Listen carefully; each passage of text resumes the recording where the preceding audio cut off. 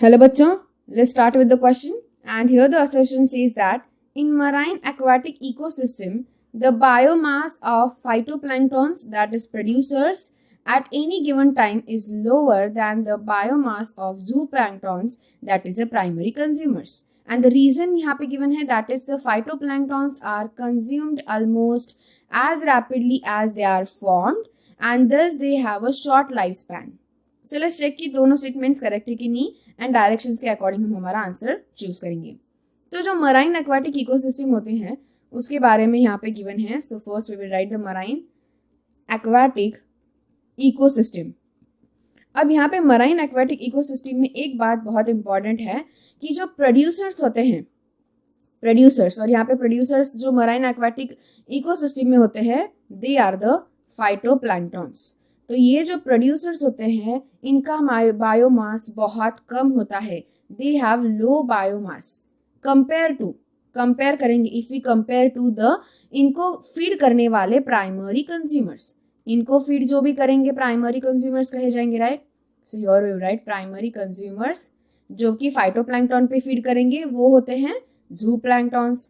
तो ये जो जूप्लैंक्टन्स होंगे इनका बायोमास जो होगा वो कंपेरेटिवली कैसा होगा, हायर बायोमास होगा, हायर बायोमास.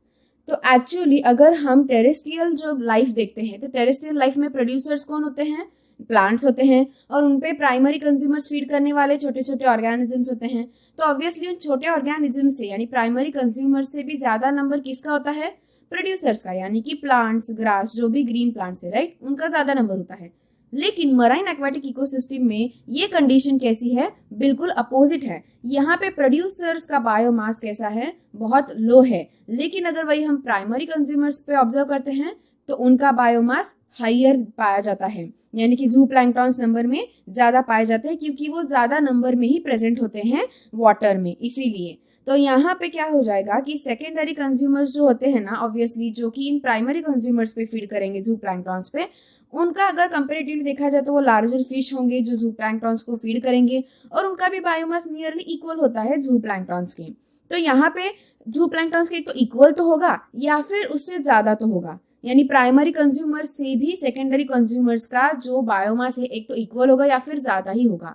तो इस तरीके से यहाँ पे जो पिरामिड बायोमास का देखने को मिलता है वो कैसा मिलता है, इन्वर्टेड मिलता है. So here we will write pyramid of biomass. तो जो बायोमास का यहाँ पे पिरामिड ऑब्जर्व होगा वो कैसा होगा, obviously it will be inverted form का ऑब्जर्व होता है.